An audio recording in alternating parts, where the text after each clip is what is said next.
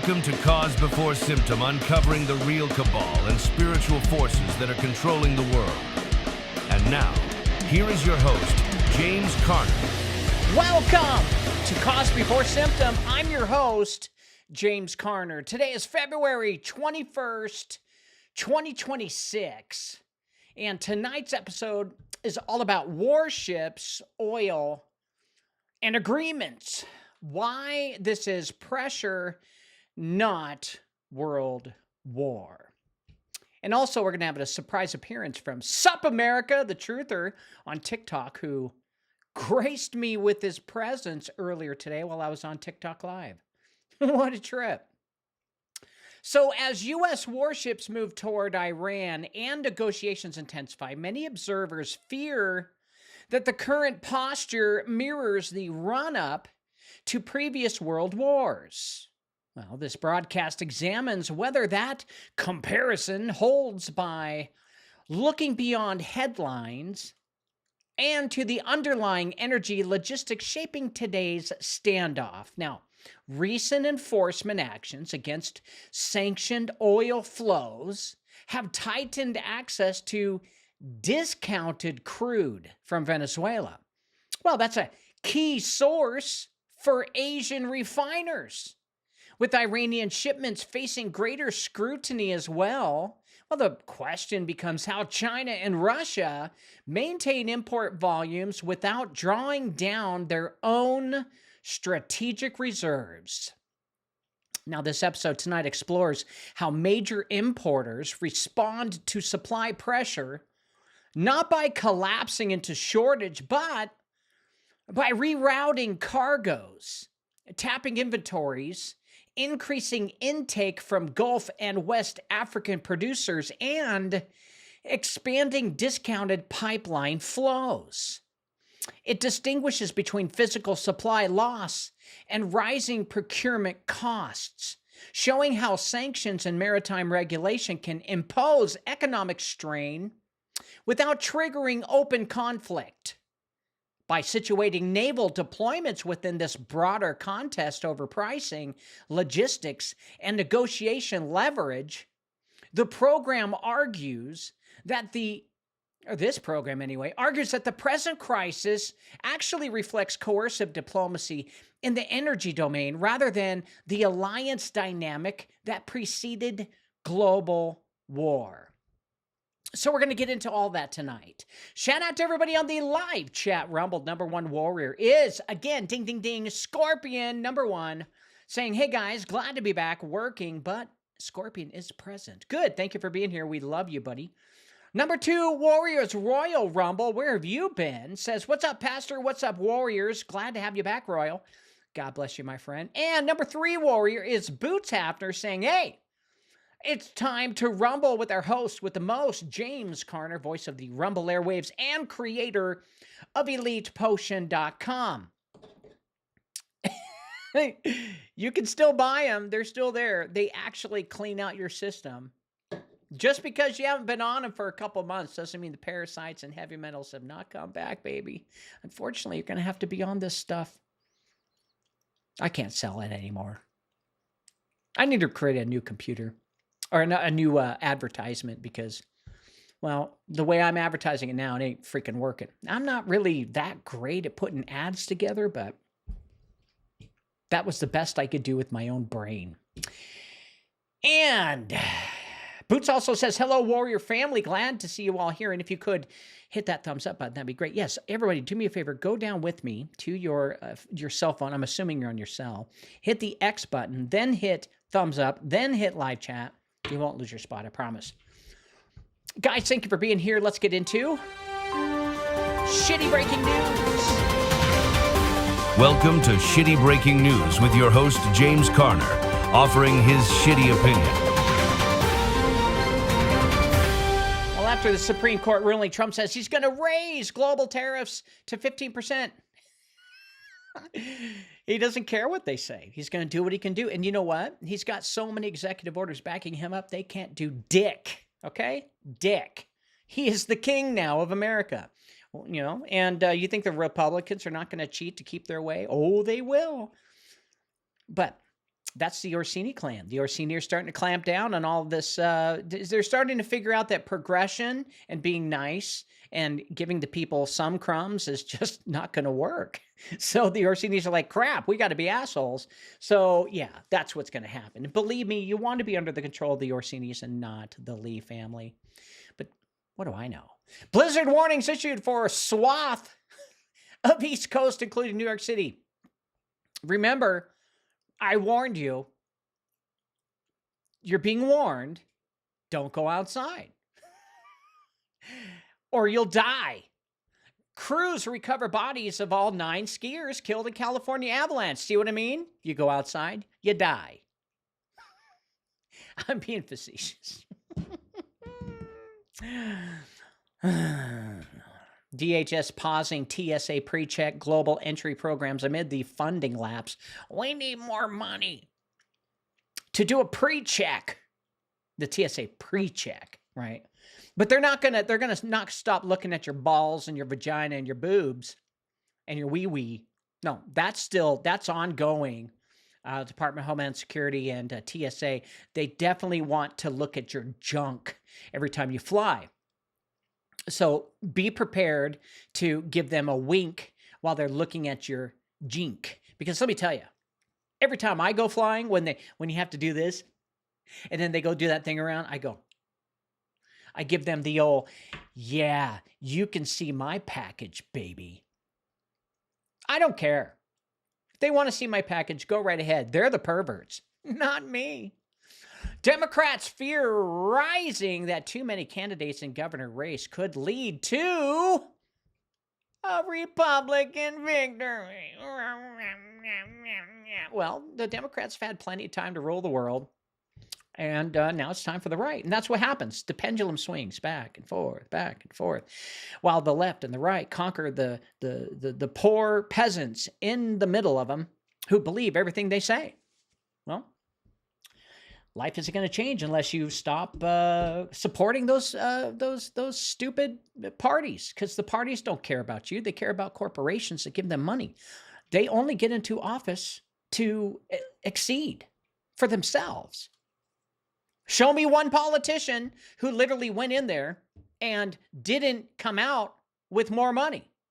If you can show me one who went in with the same amount of money, came out with the same amount of money, let's talk. Otherwise, keep your zip shut. A far-right activist killing deepens divisions in France. Well, we don't live in France. Thank God. I'm just kidding. I hear it's fun, but not my cup of tea. And that's been Shitty Breaking News. When we come back, we're going to be talking about warships, oil, and agreements. Why this is pressure, not world war. Surprise appearance by Sup America, truther from TikTok. Stick around. Why do 75% of people feel exhausted all the time? The answer might surprise you. In the 1920s, Standard Oil decided to dive into medicine. They pushed synthetic petroleum into our drugs. Sure, it masked symptoms, but it wrecked our guts. Our good bacteria, which fight off parasites and heavy metals, got wiped out by crude oil. But here's the good news. We can fix this by going back to nature. Introducing Elite Potion, the world's top detox program. It restores your good bacteria by removing toxic threats like aluminum, strontium, barium, and parasites. Imagine feeling energized and alive again. They said there couldn't be a pill that did it all. We invented it. Visit elitepotion.com and reclaim your health from synthetic pharmaceuticals. Your body will thank you. Paying federal income tax is voluntary. So why has every person you know done it their entire lives? You were told it's the law, but the system was built on a lie hidden in plain sight, that you are required by law to pay. The truth is, 98% of Americans don't owe income tax by law. Federal income tax is for federal employees. For everyone else, it's voluntary. You agreed to pay when you signed your first tax return, and you've been renewing that contract every year since. Sounds too good to be true? You're asking, why doesn't everyone know this? Because almost everyone signed before they were old enough to understand it. It's time to unlearn the lie and break free from IRS jurisdictions, protect your assets, and keep more of what you earn legally. Visit unincorporatedassociations.com now and become tax-free. All right, we're back. Do you guys remember this dude? Yes, this dude. Sup, America?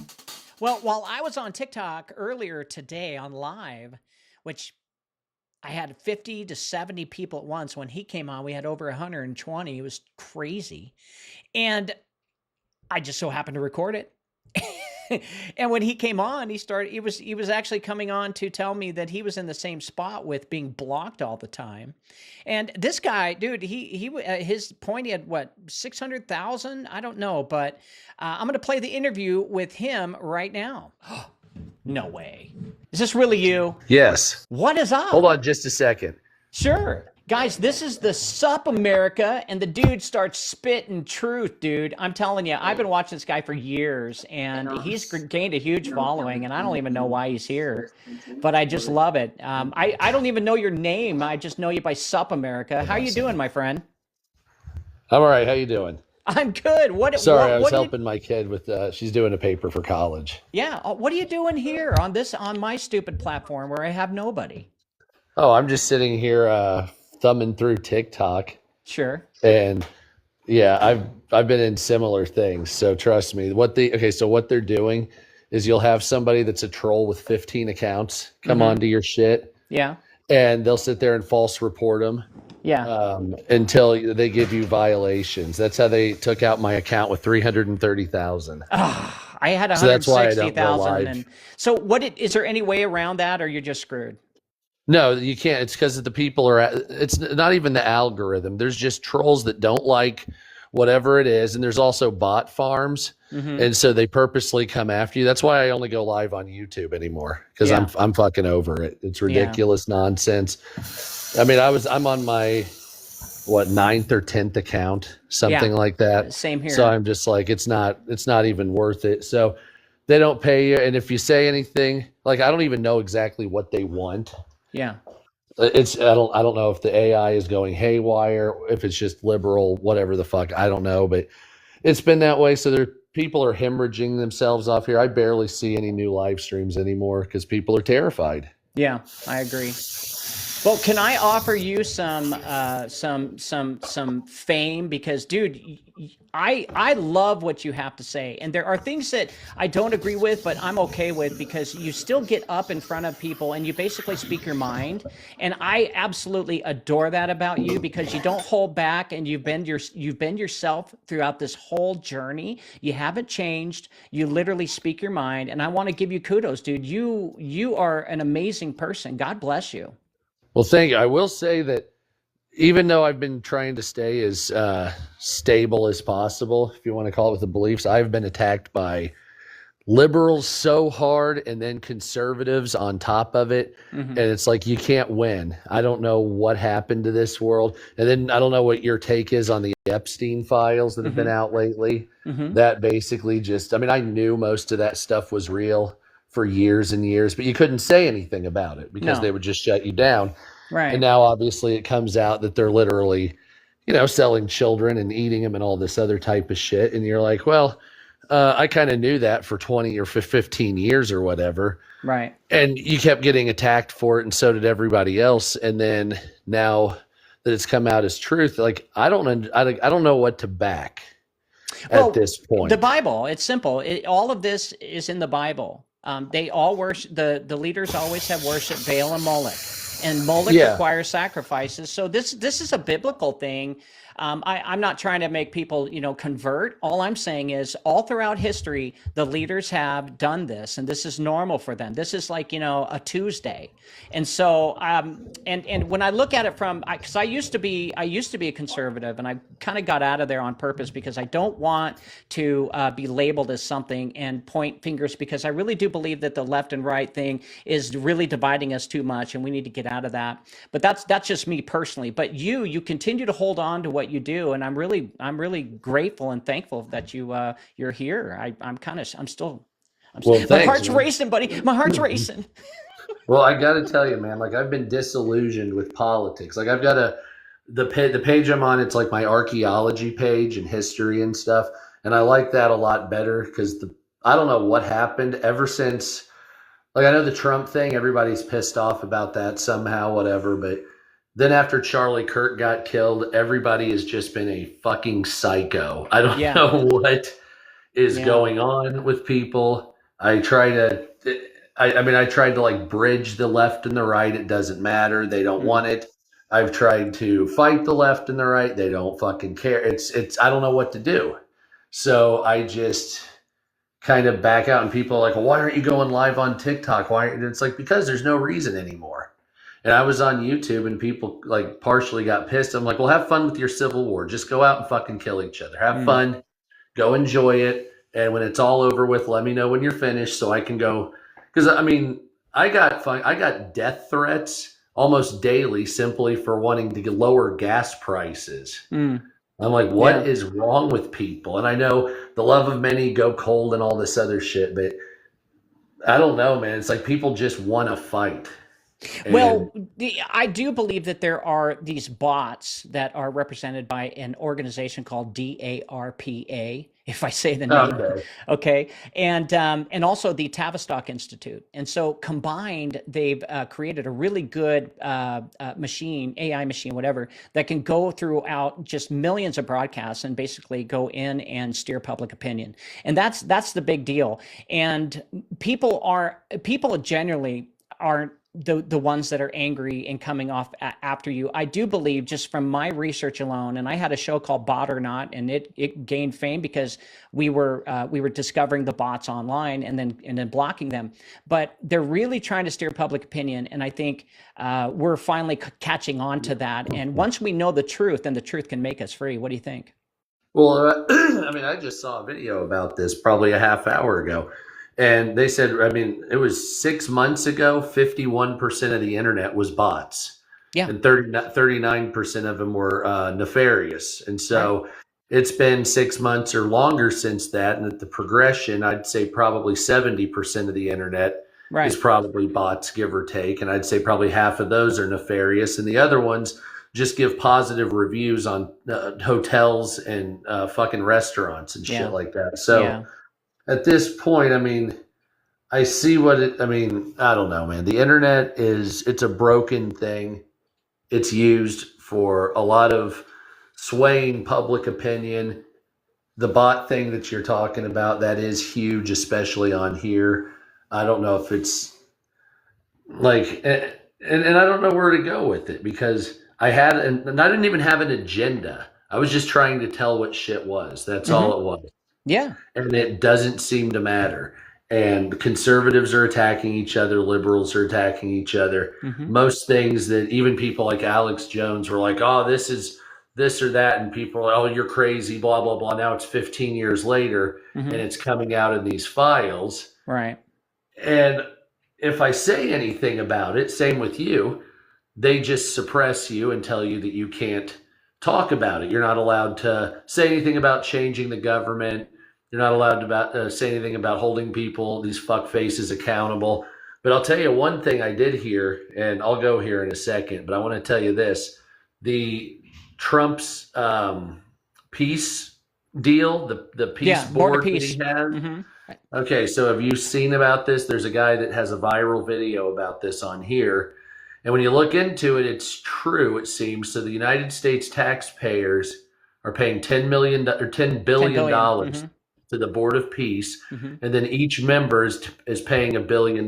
So in the laws of the Board of Peace, it basically says Donald Trump and the people that are on it are going to be there for life.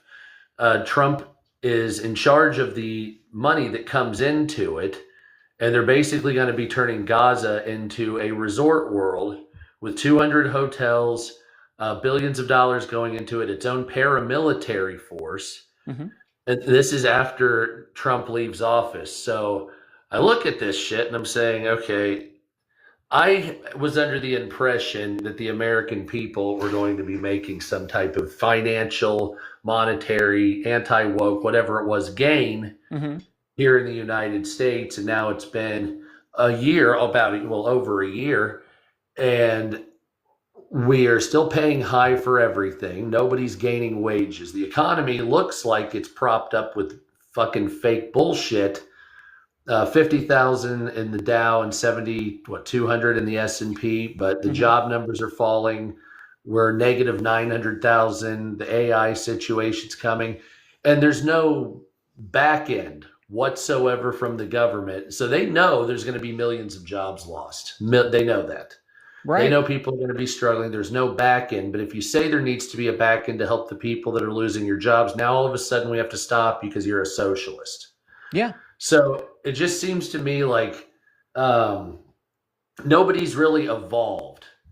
No. Politically whatsoever. And I understand, like I was talking on YouTube about like evolving out of money, but this particular shit, like communism, socialism, capitalism, it's all old world trash.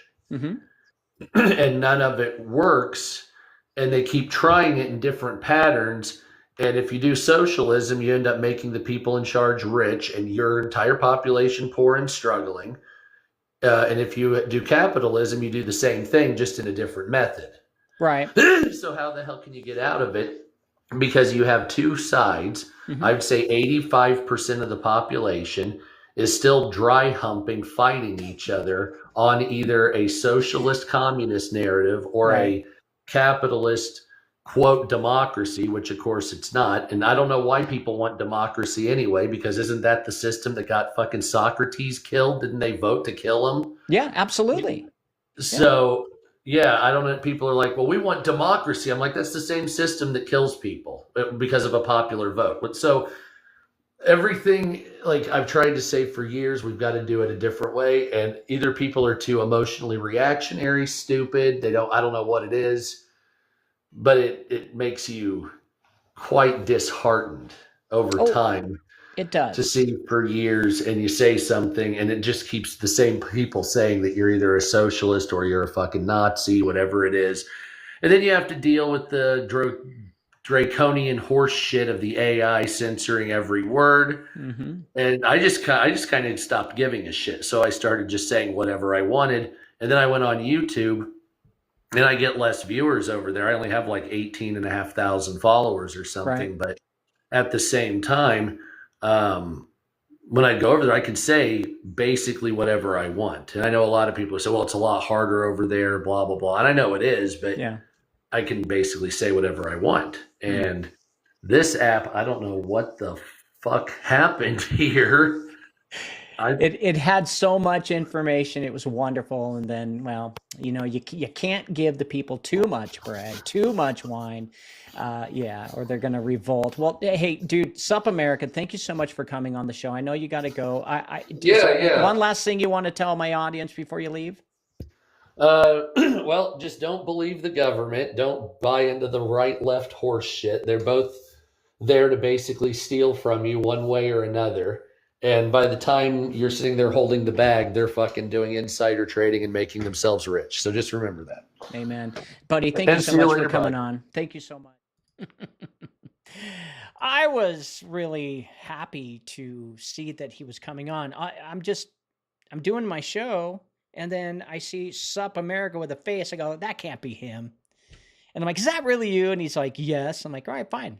You know, put your money where your mouth is. And I sent him an invite. Sure enough, it was him. That's his voice. Sup, America. Anyway, I don't know his name. All I know is I always enjoyed watching his videos. There are, like I said, there's some things I agree with, some things I don't, but still, I do appreciate his enthusiasm and his consistency. He just continues to say what he believes in. He doesn't change his mind, which means he hasn't been affected by the NSA knock. All right, guys. So that happened. Yeah. So tonight we're talking about warships, oil, and agreements, why this is pressure and not a world war. Now, warships, they move all the time, okay? And the public fills in the rest with fear. A carrier group changes course, destroyers redeploy, negotiations are mentioned in the same breath as warnings, and suddenly every headline begins to sound like a countdown clock. Well, people begin asking if this is how it started before the last world wars. They see maps, arrows, naval assets, ultimatums, and assume that posture equals inevitability. And the language of escalation spreads faster than the facts can produce it. Well, I wanted to get ahead of this before you guys start freaking out. Remember, a couple of years ago, before I started actually holding myself accountable to real information, I would have been seeing these videos and freak out myself. But military movement does not always signal invasion. Sometimes it signals negotiation backed by consequence. And sometimes it signals an attempt to change terms without firing a shot. Right now, the United States is pairing naval presence in the region around Iran with renewed pressure for Iran to enter into or sign an agreement under tightened sanctions enforcement.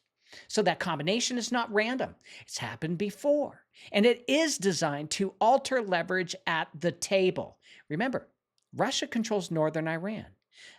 The Mossad controls southern Iran. Now, when I say Russia, I mean the KGB, not Russia. And it's not on paper. They're not going to say it. But Russia has been smuggling oil out of the northern Iran under OPEC's radar for a very long time. This is the black market. And that simply can't happen with the international laws. And that's why Russia is under sanctions. Now, to understand why the conversation has to move from missiles to markets, okay, we're going to learn something here. And that's what my show is really all about, getting to the bottom of it, finding the cause instead of talking about the symptom. Now, over the past year, enforcement against sanctioned oil shipments has intensified. Discounted crude from Venezuela has flowed through shadow logistics into Asian refineries, providing cheaper feedstock for buyers willing to accept legal and insurance risk. As those routes face greater scrutiny, another discounted source becomes more strategically important. Iranian exports moving under similar conditions. Okay, we had to slap Venezuela's wrist by letting them do it and then taking them down. And now we're going to force them to use the dollar to sell their crude. But if access to those barrels becomes riskier or more expensive, then importers do not immediately run out of oil. They just simply reroute. They renegotiate. They draw from inventories while arranging replacement cargoes. They shift toward long-term contracts with Gulf producers or increase intake through pipelines already in place. So the pressure shows up first in margins, freight rates, insurance costs, and delivery times long before it shows up as empty storage tanks. So this is what competition looks like below the threshold of war. Naval presence can enforce sanctions or protect shipping lanes without initiated combat. Diplomatic protests, joint exercises, and legal challenges can signal resistance without obligating mutual defense. Strategic petroleum reserves can cushion disruption while trade patterns adjust. But none of this eliminates risk at the regional level. But it does explain why great powers have strong incentives to manage escalation carefully. So when warships move toward Iran, the immediate question is not only who might fight, but what terms are being contested. In this case, the contest centers on energy access, pricing, and leverage to shape agreements without crossing a line that would transform a regional crisis into a global one. Believe it or not, America is not doing any oil embargo, selling it on the black market. Russia and China are. And this is the problem that America sees as far as the military-industrial complex or the legalities of America and free trade. Now, images of U.S. warships moving toward Persian Gulf have dominated recent coverage. Everyone's freaking out. Oh, my God. I even saw some huge actor, I forgot, Terrence Howard or something, Howard Terrence, I don't know. He's saying, oh, my God, we're all going to die. Dude, they're all freaking out, and there's no reason to. And he did say that this we've seen this before, but he thinks that this is just like Cuban Missile Crisis. We're so close to World War III. And the public response has followed with the similar pattern. Carrier groups are interpreted as just mobilization. Destroyer escorts are read as forward staging. Statements urging Iran to reach an agreement are heard not as negotiation, but as preconditions for conflict. That's what they hear. And in the absence of context, well, movement becomes meaning. Now, this reaction is understandable. Modern audiences are conditioned to associate visible military posture with imminent war because the most dramatic historical examples began with deployments that, in hindsight, appeared to foreshadow invasion. But that's not now. That was then. Comparisons to the early 20th century are circulating again, with observers suggesting that any concentration of naval power in the contested region must be the first step toward a wider confrontation. But posture serves more than one function. Naval presence can deter attacks on shipping lanes, enforce sanction regimes, or provide bargaining leverage during diplomatic talks. It can be designed to reassure partners while simultaneously signaling resolve to an adversary. Now, in many cases, the purpose of forward deployment is to change behavior without initiating combat, applying pressure in support of negotiations already underway. Now, right now, public statements from Washington linking military movements with the advisability of an agreement indicate that force is being used as a backdrop to diplomacy. It's not the first time we've done it. And the objective is to alter the cost-benefit calculation for Tehran at the negotiating table rather than to begin hostilities. Understanding that distinction is essential before drawing parallels to past crises whose alliance structures and commitments were fundamentally different. There's also difference between preparation for immediate conflict and preparation for sustained pressure. Warfighting posture tends to include mobilization of ground forces, logistic hubs for prolonged combat operations, and alliance commitments that obligate rapid entry by additional states. But what is currently visible is more consistent with maritime enforcement and deterrence. Assets capable of monitoring, interdicting, and signaling presence rather than launching a full-scale campaign. Now, public anxiety. It often fills the gap that's left by incomplete reporting. When viewers see ships without explanation of a mission scope, rules of engagement, or accompanying diplomatic activity, it becomes easy to assume inevitability. Yet forward deployment frequently accompanies negotiations precisely because negotiators seek leverage without crossing into violence. The presence of force can shorten talks or shift terms without ever being used. Well, the headlines show ships, and America goes freaky. Stop. The question is what those ships are meant to accomplish. And in this instance, the evidence points towards leverage, an attempt to influence terms and timing in an ongoing dispute, rather than a commitment to open war. And not all the countries are all in on it either. They don't want to have anything to do with it. World war means world war. Everyone goes to war. Now, Washington's posture is being paired with calls for Iran to sign or re-enter a formal framework regarding sanctions relief and nuclear activity. This is not a random deployment. It is pressure applied during negotiation. Naval presence can function as leverage meant to change bargaining positions without any intention of initiating open war. When military assets move at the same time that diplomatic language becomes more urgent, well, the two are often connected.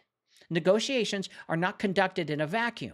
Each side attempts to improve its position before terms are finalized, and physical posture can be used to reinforce the seriousness of proposals placed on the table. In this case, the movement of naval forces serves as a visible reminder that economic and maritime enforcement could tighten further if talks fail. Sanctions regimes rarely operate through paperwork alone. They depend on compliance mechanisms that involve insurance markets, port access, shipping registries, and the willingness of intermediaries to process payments. A strengthening naval presence can signal that enforcement of these mechanisms may intensify, affecting the movement of crude oil and related trade without requiring a declaration of hostilities. You have to understand the market also is affected by stuff like this, okay? By moving in and posturing does not mean we're getting ready to kick some ass and, take out the Lee family. No. They're all making money together.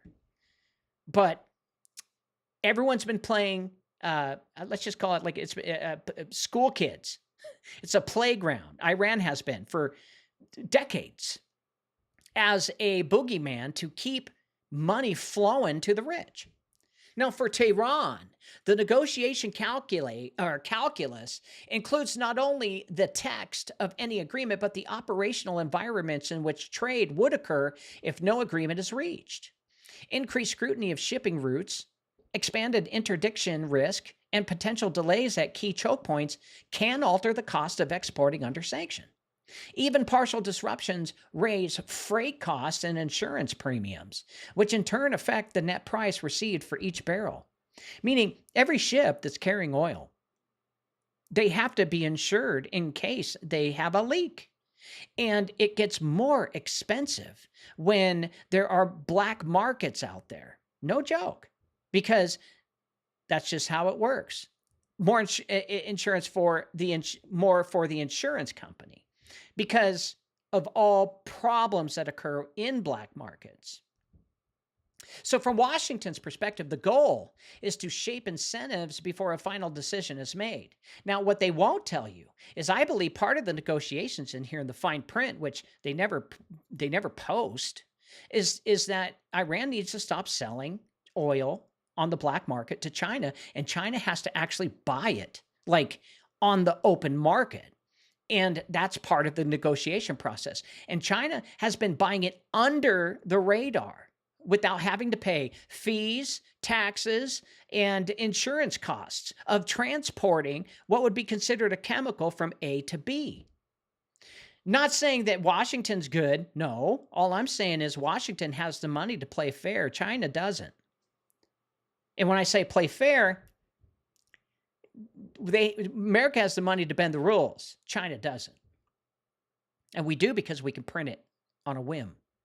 Now, from Washington's perspective, the goal is to shape incentives before a final decision is made. And if the alternative to agreement appears to involve more constrained maritime movement and higher transaction risk, the relative attractiveness of negotiated relief may increase.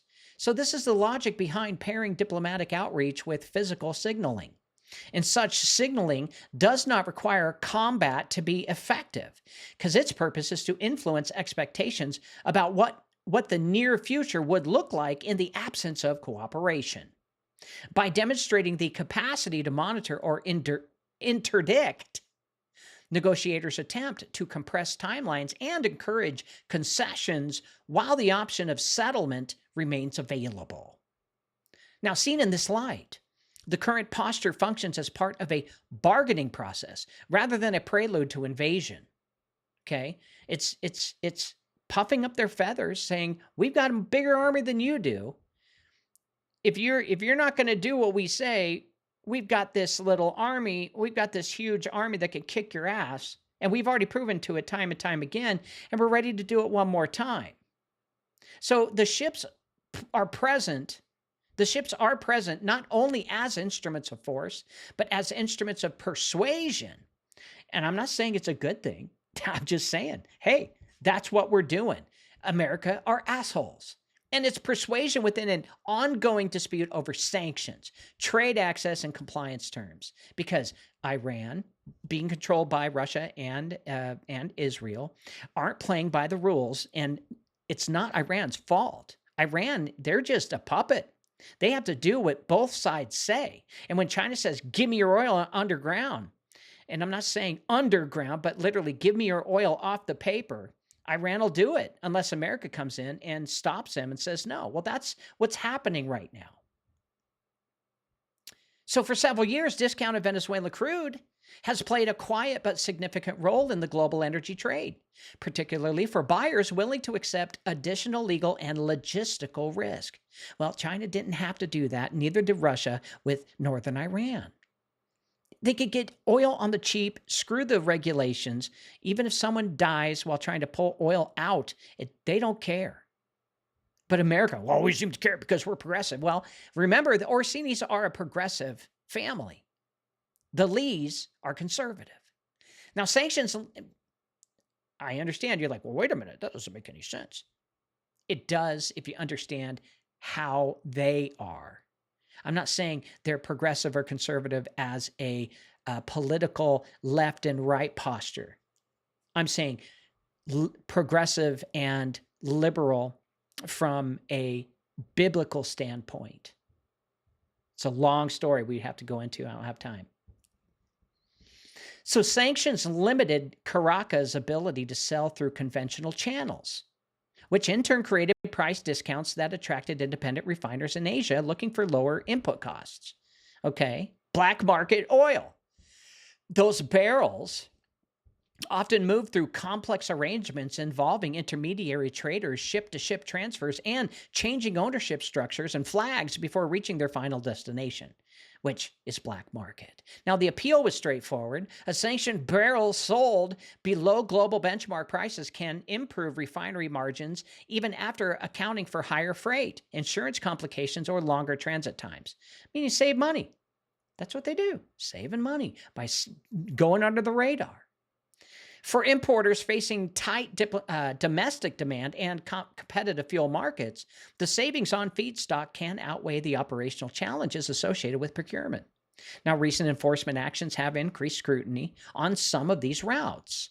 Greater monitoring of maritime activity, changes in shipping registries, and compliance pressure on service providers have made certain transactions more difficult or more expensive to complete. And as a result, access to these discounted supplies has become less predictable, okay? Meaning they're clamping down on the black market. And China and Russia are going to have to either pay through OPEC or pull it out of their own countries, which no way they want to do. Now, when availability tightens, the immediate effect is not a disappearance of oil from the market, but a shift in sourcing. Refineries accustomed to lower priced inputs may need to seek alternative cargoes, potentially at higher costs. The adjustment process involves renegotiating contracts, arranging new shipping schedules, and in some cases draw on inventories while replacement supply is secured. Meaning all of this stuff is to make sure that oil prices stay the same. Believe it or not, they don't want oil prices to go down, all right? They want it up above 50 to 60 bucks a barrel. Anything below that, they're not profitable because of inflation.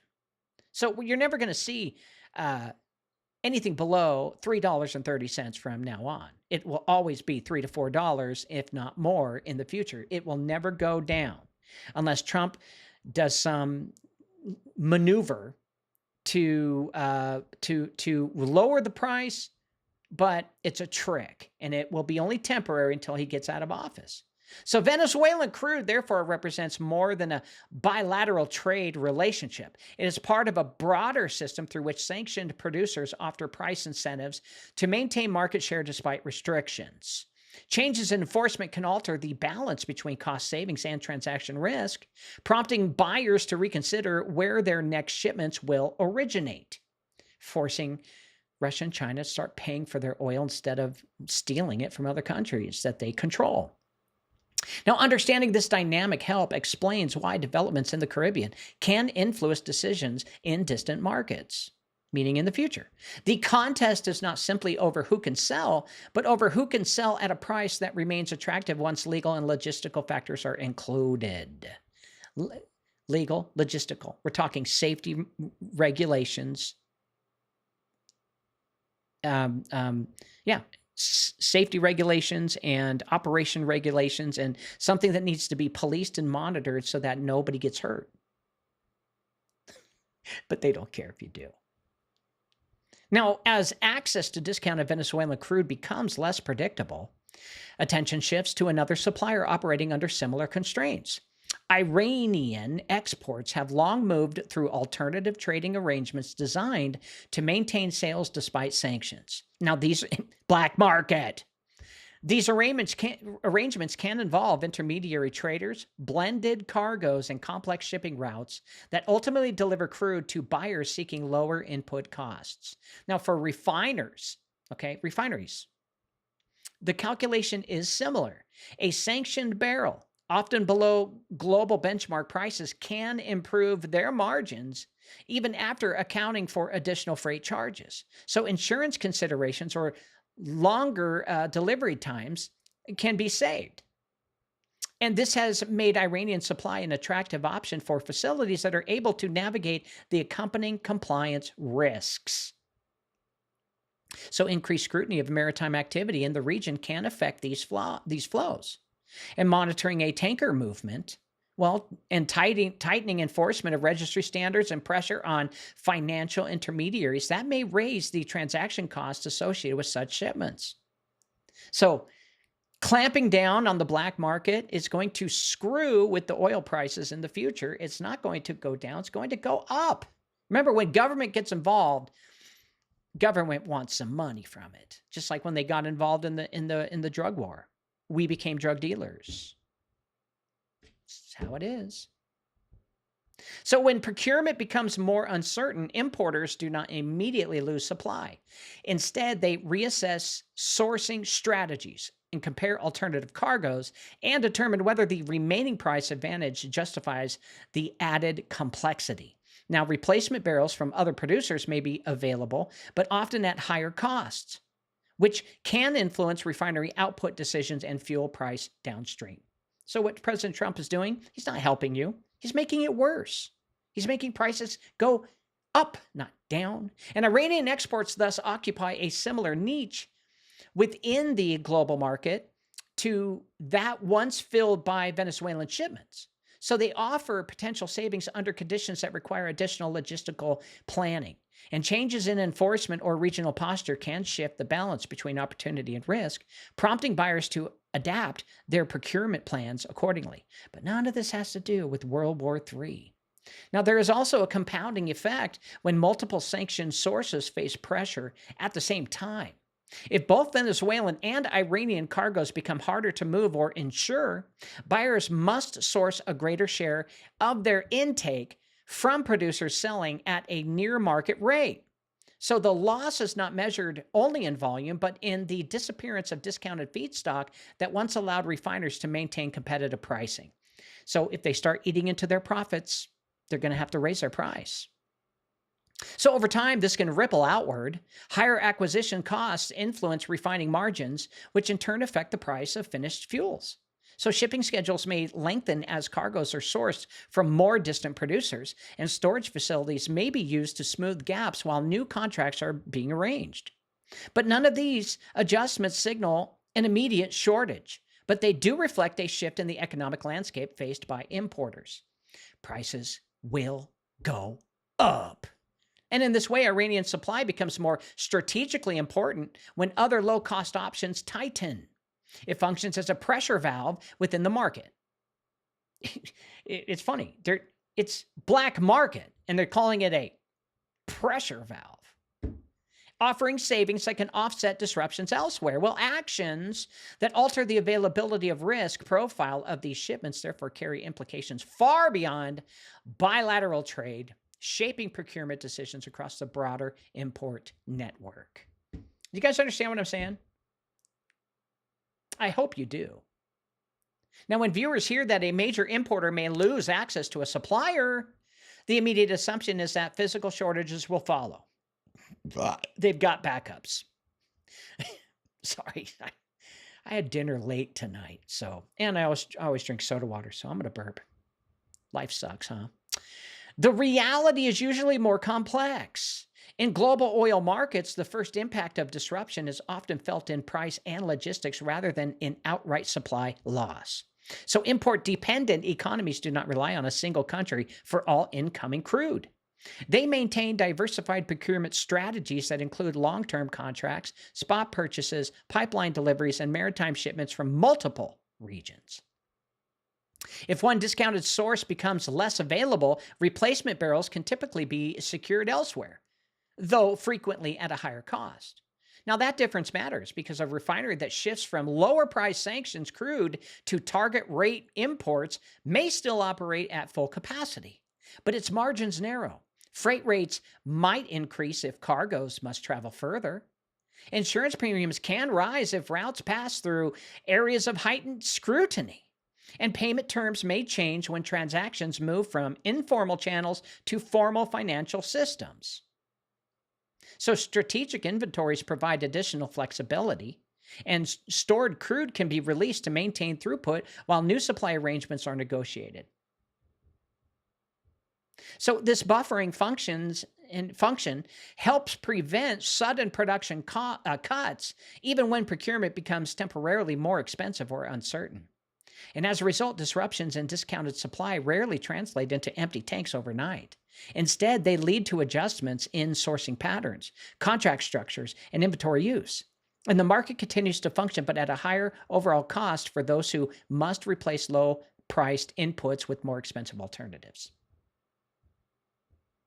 So understanding this distinction here between losing access to cheap barrels and losing access to barrels altogether, that clarifies why enforcement actions can exert pressure without causing immediate shortages, because the impact is measured in margins, transit times, and financial terms before it is measured in volume. Remember, you have long-term contracts with clients, you got to have backups, okay?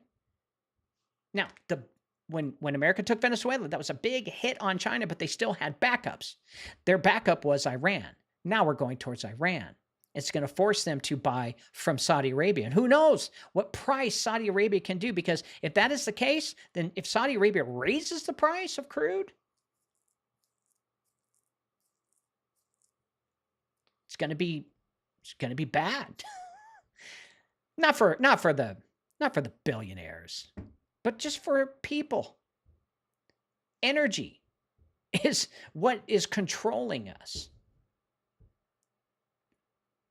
Now, when supply chains tighten or discounted cargoes become harder to secure, major importing nations do not immediately reduce refinery output. They turn to the inventories that they have built precisely for moments just like this.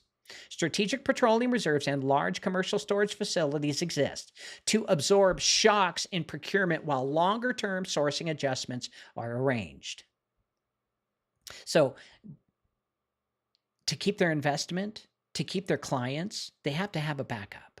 Now, these reserves are not designed to replace imports indefinitely, but their primary function is to provide some time.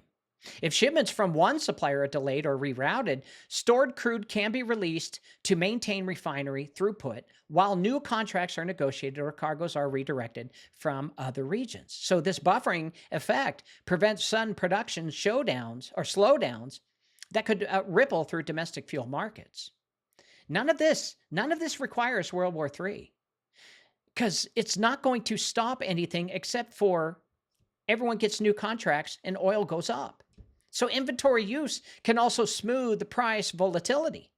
By drawing on stored supplies during periods of disruption, governments and state-owned enterprises can reduce the need for emergency spot purchases at elevated rates. Once alternative shipments are secured, then reserves can be replenished over time, restoring the protective cushion for future contingencies. Remember when Biden dipped into all of our reserves?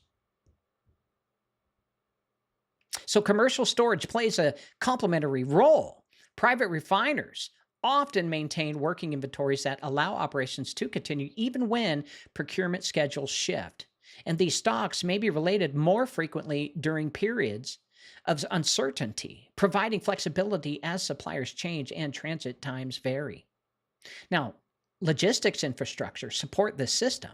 Pipelines, port terminals, and inland depots enable stored crude to be moved where it is needed without waiting for maritime deliveries to arrive. So this internal distribution network can sustain refinery activity while external supply lines are reconfigured. And they are at the negotiating table. And we have our jets ready to blow some shit up in Iran in case they say, nah, we're not going to stop giving our crude to Russia and China. Well, we'll blow some shit up again. So, in combination, strategic and commercial inventories transform sudden supply pressure into a manageable scheduling problem rather than an intermediate shortage. So, they buy the weeks or months required to replace discounted imports with alternative cargoes, allowing energy systems to adjust without abrupt interruptions to fuel production. Now, understanding the role of reserves helps explain why disruptions in specific trade routes do not necessarily lead to instant scarcity, but instead they initiate a period of inventory management during which new sourcing patterns are established and procurement costs are recalibrated. Recalibrated. It's never going to go down, folks. This whole $2 a gallon thing is a pipe dream. It'll never happen because the system, it's called the dynasties.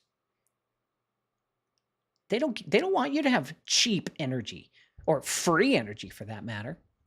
Now, as procurement strategies adjust, overland supply becomes increasingly important.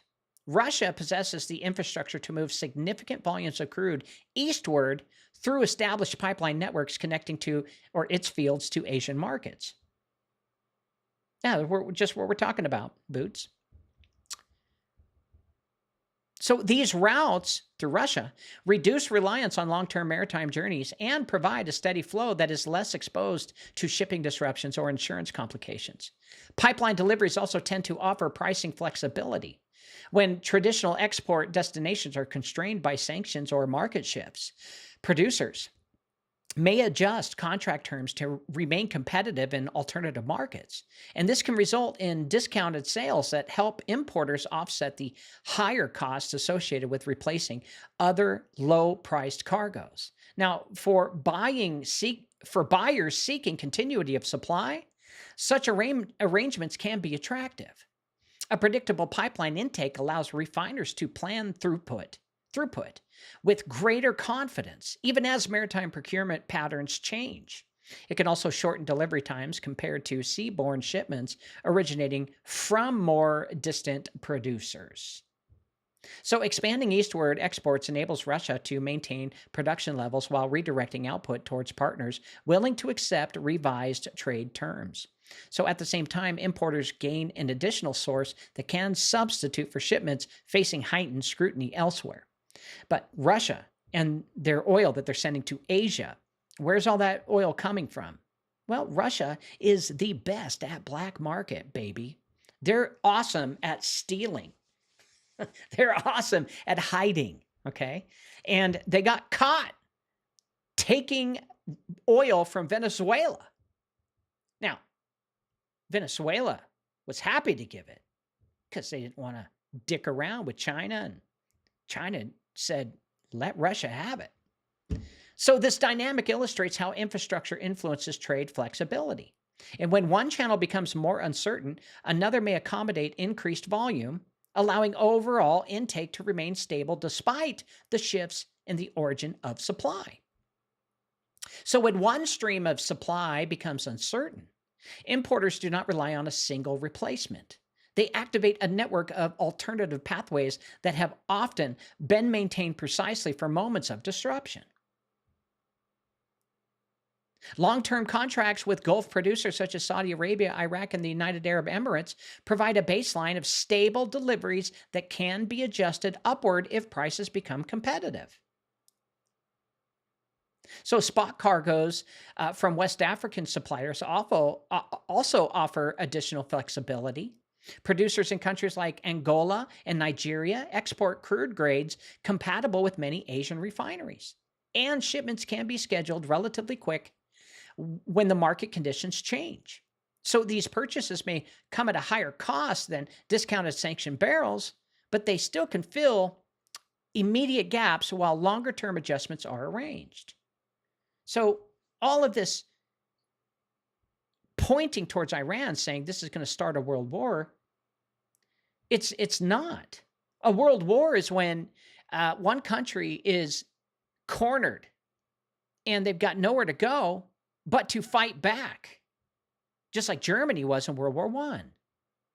They were cornered by the bankers, the central banks that Hitler hated. But he took it too far. and made it into a race thing. So regional storage hubs also play a role in smoothing transition. Facilities in Southeast Asia and other trading centers allow cargoes to be received, blended, or held temporarily before onward shipment. This logistical buffer can reduce delays when direct deliveries are interrupted or when refiners need time to align intake specifications with new sources. So shipping routes, they may be lengthened or as procurement shifts from nearby sanctioned suppliers to more distant producers. And freight schedules must be recalculated as insurance coverage negotiated and port slots reserved for incoming vessels. Each of these adjustments introduce incremental cost, yet collectively they enable supply continuity even as sourcing patterns evolve. Now, financial mechanisms, they adopt alongside physical logistics. Payment terms, currency arrangements, and credit lines may be restructured to accommodate new trade relationships. Traders and state-owned enterprises often coordinate these changes to ensure that replacement cargoes arrive without interrupting refinery operations. So what I've been getting at is there's so many options, so many more options out there for Russia and China to not be cornered and start World War III. Just because we took Venezuela doesn't mean that all other options are off the table. What America's really doing is it's forcing their hand to pay more for crude as kind of like a mob boss. That's really what it is. The mob boss will send his goons to the store, and they will rough it up and rough up the owner of the store. And then they'll send some other goons come in and say, hey, I just noticed you got roughed up by the Gambinos, Baba Bing. I'll tell you what, you pay me, I don't know, 10% of your earnings every week, and we'll make sure that the Gambinos don't bother you anymore. Well, that's exactly what's going on, but on paper, legally, internationally. Do you understand? Please tell me you understand. So taken together, these alternative pathways illustrate how diversified procurement systems transform a sudden loss of discounted imports into a manageable transition. They knew it was coming. They didn't think America would kick Venezuela's ass so quick. And then they're looking at Iran now, and China and Russia are going, holy shit, they could literally go in and take out the entire regime of Iran and have full control. And basically, America's saying, so you want the same? You want the same? So if you really look at the big picture, Russia and China are not posturing themselves as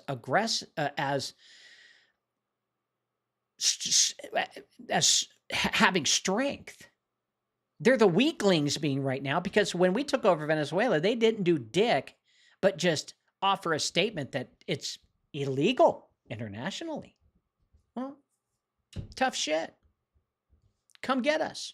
That's what America's saying. I'm not the one doing all this. So the challenge becomes one of coordination and cost management, rather than an immediate inability to secure crude. Okay? Not every contest between major powers unfolds through open combat. In many cases, competition takes place below the threshold of declared war, using economic tools, regulatory frameworks, and maritime enforcement to influence outcomes without triggering direct confrontation. Now, sanctions regimes operate through compliance networks that include insurers, port authorities, shipping registries, and financial intermediaries. When access to these services is restricted, the movement of goods can slow or become more expensive even if no shots are fired. So enforcement actions at sea, such as inspections or tracking of tanker routes, may further increase transaction risk. for the parties involved in contested trade. But it doesn't mean World War III. And responses often follow a similar pattern. Joint naval exercises can signal solidarity among partners without obligating mutual defense. Diplomatic protests and legal challenges may be raised in international forums to contest the legitimacy of enforcement measures, but that takes time. Alternative payment systems or routing arrangements can be explored to maintain commercial activity under new constraints. But China and Russia knew all of this. They knew America was capable of doing all this. They knew this could eventually come. But they tried anyway because, hey, we're the bullies. The Federal Reserve has been bullying the East for decades. And right when BRICS started to gain up to 30% in control of all loans worldwide, that's when the Orsini's decided maybe progressivism isn't the best way to go. Maybe we need to start becoming conservative, because they were allowing their neighbors to, get a piece of the pie. But the Orsini's weren't thinking, because the Breakspears want payback. The Lee family are under the breath of billions of spirits. And the Orsini's, they're starting to realize that, oh my God, maybe socialism doesn't work. So alternative payment systems or routing arrangements can be explored to maintain commercial activity under new constraints. Now, these measures create a landscape in which influence is exerted through logistics, finance, and regulation rather than through direct military engagement. The objective here is to alter incentives and costs while preserving room for negotiation and de-escalation. Okay? Really, to look at the big picture, Iran doesn't have much to negotiate with. They don't. So they're buying time for something. And it could be they're trying to build another underground black market where they can transfer crude to Russia or China underneath the OPEC umbrella. And understanding gray zone competition here really helps explain why visible deployments do not necessarily translate into imminent conflict. Much of the struggle occurs in the management of trade flows, compliance requirements, and market access long before it approaches the threshold of open war. Now, 2 years ago, I would have looked at this and thought, yep, that's it, World War III. But I can't do that anymore because it's just simply not true. I used to respond to headlines with emotion. Now I don't. I respond to headlines with wisdom. And I'm trying to teach you guys this too as well, because you're not going to be happy, joyous, and free if you continue to buy into the fear factor of what the media produces. Now, comparisons to the periods preceding the 20th century world wars often arises when military assets move into contested regions. Now, those earlier crises, however, were shaped by tightly binded alliance structures that could draw multiple states into conflict through automatic commitments. But today's strategic partnerships are way more flexible and do not generally obligate immediate military entry if one party is attacked. Hence Iran, when we bombed the shit out of it a few months ago without any paperwork and any permission by Congress. Nobody rushed to Iran's aid. We blew their shit up. And the difference creates space for signaling and negotiation. Naval deployments can demonstrate resolve without committing governments to offensive operations. Diplomatic channels remain open even as sanctions are enforced and maritime monitoring increases. So each side seeks to protect its interests while avoiding steps that would escalate a regional dispute into a broader confrontation. We're not even at World War III when it comes to Taiwan. If they built an infrastructure for oil to maintain just in case, don't you think the computer chip industry would do the same? Or have they put all their chips, pun intended, into Taiwan? No. We're starting to build more factories. We're starting to bring them back here again. And India is picking up the pace. India has signed contracts with the United States to start producing chips. So chips are going to be handled just like crude because chips are in high demand. Same with crude. But none of this means this is going into a broader confrontation, especially worldwide. And the whole nuclear deterrence, well, that also influences the decision-making. The catastrophic consequences associated with direct great power conflict provide strong incentives to manage escalation very carefully. Okay? Actions are often calibrated to apply pressure without crossing thresholds that would invite a disproportionate response. Now, here's the deal. Iran, do they have nukes? It doesn't matter. They don't have enough. You have to, you're going to send one, 50 are going to hit you. 1 against 50. Do you see what I mean? It doesn't matter if they have nukes or if they can launch 1 or launch 10. If they launch 10, 400 are heading their way. These are the numbers. China, Russia, America have all the nukes.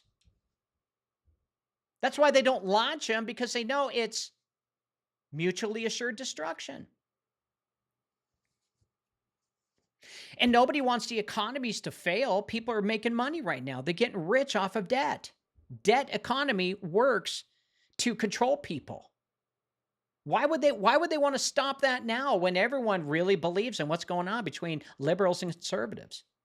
That there's actual parties that care about their own people. People still believe it. So as a result, current developments are more consistent with coercive diplomacy than with preparations for global war. And Europe was even crying that we're going to be in a global war and telling all of their people to get ready for war because of the Ukraine thing. But Ukraine and Russia has been going on and on and on and on and on. And well, where's the world war? They're stealing money from our pockets, and they're putting all this shit out in front of us to scare us so we don't watch them pass laws to steal more money out of our pockets. It's really that simple. Military posture supports bargaining positions. Economic measures adjust incentives, and international forums provide avenues for contesting enforcement. While the regional situation remains serious, the structures that once accelerated crisis toward world war are not present in the same form today. So understanding all of these distinctions, it allows observers like you and me to recognize the gravity of the moment without assuming that a global conflict is inevitable. Because it's not. And we've been here before. China, Russia gain. And then we slap them on the wrist, and then they go back. Then they gain more, then we slap them on the wrist. But you got to give China, Russia credit, because they have done a really good job infiltrating a lot of countries. Because I see evidence that China has infiltrated the Democrat National Committee and infiltrated the blue states that have ports. And China is doing that so that they can pay less in shipment costs and also ship things under the radar, which is very suspect. But make no mistake, every election, every 4 years in America is between the Orsini and Lee family. And both of them cheat. And both of them are bad families. Evil, wicked, nasty. So to conclude, the movement of warships toward Iran has raised understandable concern, especially in a world accustomed to reading military posture as a prelude to conflict. Yet when examined alongside enforcement action affecting discounted oil flows, ongoing negotiations, and the diversified procurement strategies of major importers, a different picture begins to emerge. I don't want you guys to freak out anymore. There's no need for it. Disruptions in access to lower-priced crude from sanctioned suppliers do not eliminate supply overnight. They alter sourcing patterns, increase transaction costs, and prompt the use of inventories while replacement cargoes are secured. Importers may shift toward long-term contracts with Gulf producers, may increase pipeline intake from established partners, or even arrange spot purchase from alternative exporters. But these adjustments, they can be very costly. But they allow refinery operations to continue without immediate shortage. Now, if World War I and World War II were about oil, then yeah, it would make sense a situation like that would spark that, because back then they didn't have a lot of refineries. Now we've got a lot of them. Worldwide, not just America.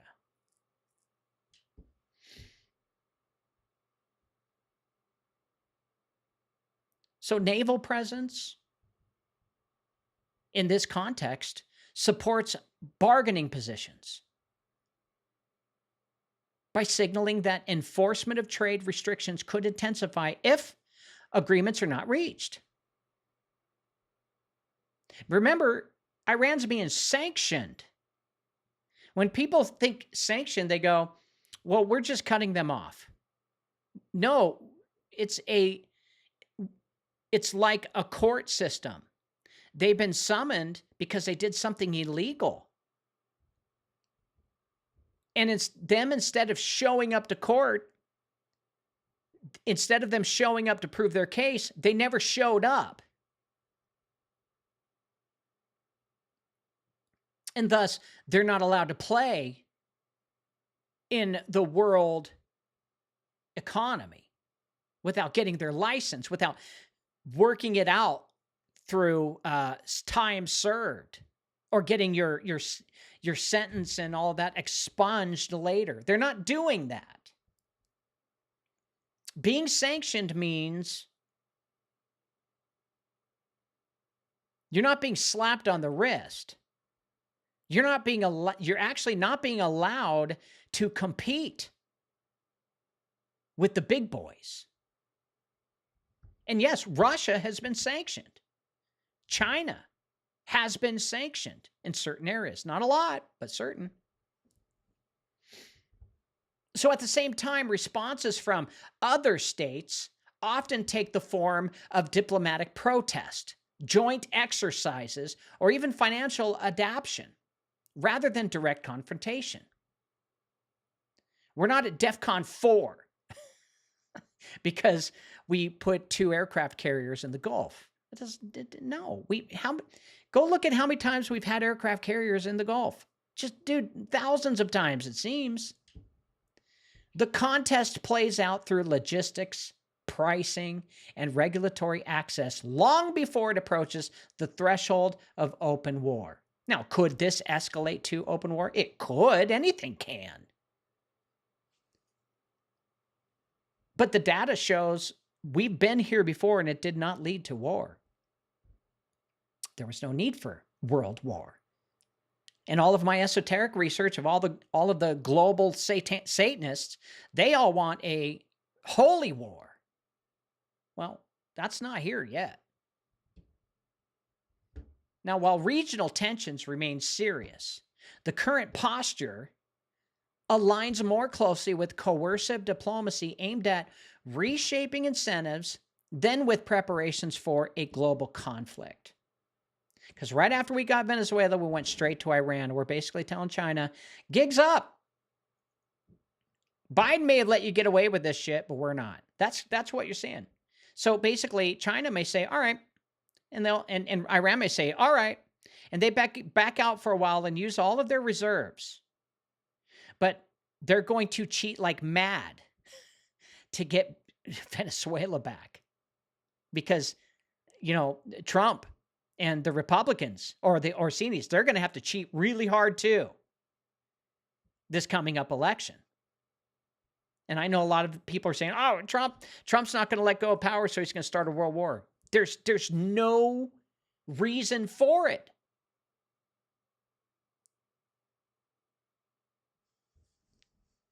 There's no reason for a world war right now. And they got to prep the people to get them angry to jump in. Nobody's angry about oil. Nobody gives a shit about Iran.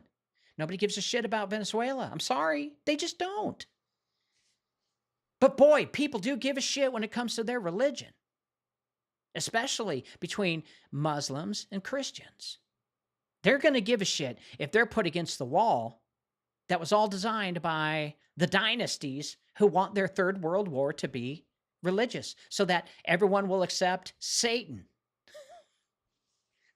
That's what they're proposing. I know it looks weird, doesn't make any sense, but they have a plan and they've been working on it for hundreds and hundreds of years.